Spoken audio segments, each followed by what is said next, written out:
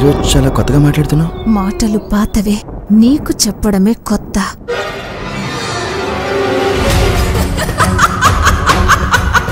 ఆ నవ్వే నీ మృత్యు ఘోషగా చేసి నీకు నరకం నరకం చూపిస్తా.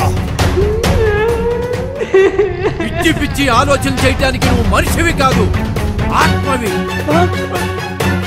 కనిపించకుండా మాట్లాడటం కాదు, దమ్ముంటే నా ముందుకు రా.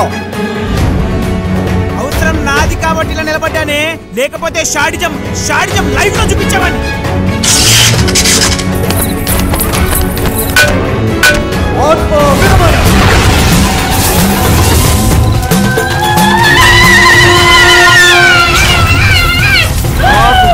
తిక్క రేగిందంటే